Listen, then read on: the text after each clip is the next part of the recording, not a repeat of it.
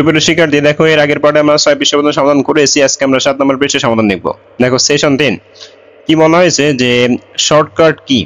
তো দেখো আমরা আজকে নিচের এই সমাধানটা করব, তার আগে উপরে যে লেখাগুলো আছে সেগুলো একটু পড়ে আসি। দেখো বলা হয়েছে কম্পিউটার ব্যবহার করে কোনো একটি কাজ করতে পারা বেশ মজার, তাই না?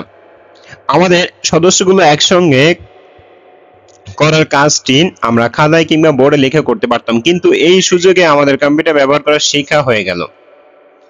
কম্পিউটারের যে কাজ করা সেটা শেখা হয়ে গেল। আমাদের ভবিষ্যতের সব কাজ কিন্তু কম্পিউটার ব্যবহার করেই করতে হবে, তাই এখন থেকে একটু একটু করে শেখা হলে মন্দ হয় না। আজকেও আমরা ওয়ার্ড প্রসেসিং এর কাজ করব, কিন্তু আজকের কাজটি একটি খেলার মতো। নিচের কিছু ইনস্ট্রাকশন বা নির্দেশনা দেওয়া আছে। কম্পিউটারে একটি ফাইল তৈরি করে এই নির্দেশনা অনুসরণ করলে আমাদের ওয়ার্ড ফাইলে কি পরিবর্তন হবে তা আমরা লিখব। শ্রেণীকক্ষের সব শিক্ষার্থী যেন এই খেলাটিতে অংশগ্রহণ করতে পারে তা লক্ষ্য রাখবো। তো খেয়াল করো, এখানে প্রথমে বলা হয়েছে কম্পিউটারের কিবোর্ডে এই কি-গুলো চাপবো। তারপরে দেখো ডান পাশে দেওয়া রয়েছে বাম পাশের ঘরের কি-গুলো চাপলে কি ঘটে তা নিচের যে ঘরগুলোতে লেখা নেই সেই ঘরগুলোতে লিখবো।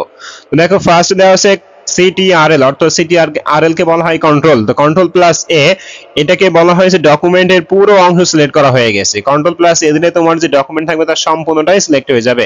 এরপর দেখো একটি নির্দিষ্ট লেখা সিলেক্ট করে কন্ট্রোল প্লাস যদি সি দেই তাহলে সেই সিলেক্ট করা অংশটি কপি হয়ে যাবে। কপি হয়ে গেছে এরকম। এবারে দেখো পরে বলা হয়েছে control plus V, control plus B, X, Z. তো এইভাবে চলো আমরা একটা একটা করে দেখে আসি। তো চলো আমরা এক নজরে এর প্রত্যেকটার অ্যান্সার আমরা দেখে আসি।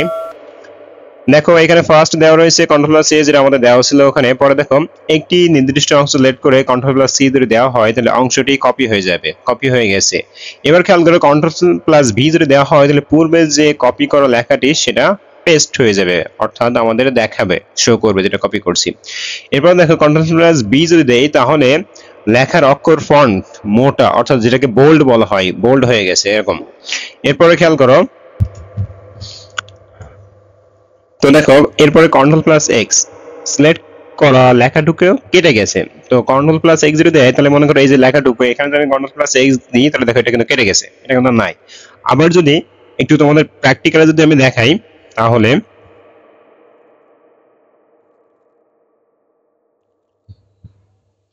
দেখো, তোমাদের যদি আমি এটা প্র্যাকটিক্যালি দেখাতে যাই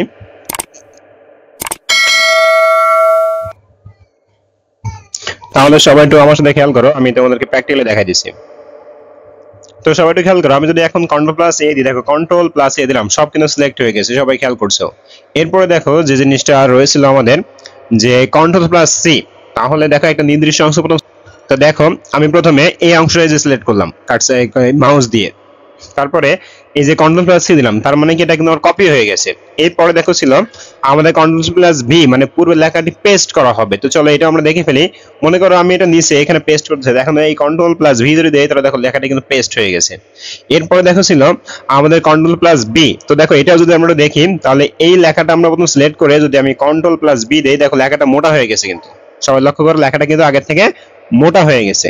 এরপরে দেখো কন্ট্রোল প্লাস এক্স, তাহলে আমি যদি এই যে লেখাটা সিলেক্ট করে আমি যদি কন্ট্রোল প্লাস এক্স দেই তাহলে কিন্তু এটা আবার কি হয়ে যাবে, নাই হয়ে যাবে, অর্থাৎ এটা কাট হয়ে যাবে, ঠিক আছে, লেখাটুকু কেটে যাবে। এরপরে দেখো রয়েছে কন্ট্রোল প্লাস জেড। তো দেখো এটাকে বলা হয়েছে কেটে যাওয়া লেখাটুকু আবার ফিরে আসবে, আসছে বা আসবে এরকম। তো চলো এটাও আমরা দেখে ফেলি।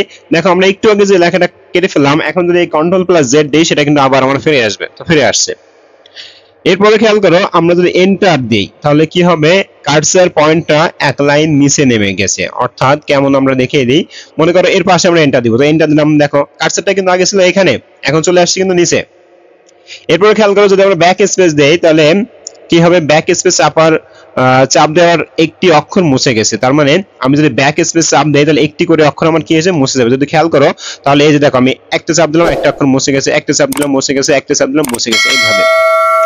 এরপর দেখো খেয়াল করো কন্ট্রোল প্লাস এফ, বলা হয়েছে একটি নেভিগেশন বার আসবে, সেখানে আমরা ডকুমেন্ট এর একটি শব্দ খুঁজতে চাই, তা লিখেছি এবং এন্টার চেপেছি। পুরো ডকুমেন্টসে ওই শব্দ কোথায় কোথায় আছে তা বের হয়ে গেছে। অর্থাৎ আমরা যখন ওয়ার্ড ফাইলে যাব সেখানে কন্ট্রোল প্লাস এফ দিয়ে যদি আমরা লিখি, দেখো এই যে কন্ট্রোল প্লাস এফ দিলাম, এই বরাবর কিন্তু আসছে। আবারও খেয়াল করো, এখানে বরাবর খেয়াল করো সবাই, এই যে কন্ট্রোল প্লাস আমি এফ দিলাম, দেওয়ার পরে কিন্তু এখানে চলে আসছে। এখন এখানে যদি আমি সাপোজ আমার কথাটা লিখি আমার, তাহলে দেখো যেখানে যেখানে এবার দিয়ে যদি এন্টার প্রেস করি, যেখানে যেখানে আমার আছে দেখো সেখানে সেখানে হাইলাইট হয়ে যাবে। খেয়াল করো, এটা কই যে হাইলাইট হয়ে গেছে, এই যে এখানেও, এখানে হাইলাইট হয় নাই, দেখো আরো সামনে যেখানে যেখানে থাকবে, টোটালি কথা হলো যেখানে যেখানে থাকবে সেখানে সেখানে হাইলাইট হয়ে যাবে। যদি তোমাদের আরো একটু দেখানোর চেষ্টা করি, তো মনে করো আমি এখানে সপ্তম কথাটা লিখলাম, লেখার পর আমি এন্টার দিলাম, তো দেখো এই যে সপ্তম লেখাটা কিন্তু হাইলাইট হয়ে গেছে, এই যে হাইলাইট হয়ে গেছে। ঠিক আছে, তো আশা করি এটা তোমরা খুব সুন্দরভাবে বুঝতে পেরেছো। তাহলে আমরা এটা মুছে দেই। আশা করি এটা নিয়ে তোমাদের আর কোনো রকম কোশ্চেন নাই। তো দেখো এরপরে আমাদের নিচে বলা হয়েছে আমরা কম্পিউটারে এই খেলার মাধ্যমে ওয়ার্ড প্রসেসিং এর অনেক শর্টকাট কি শিখে গিয়েছি।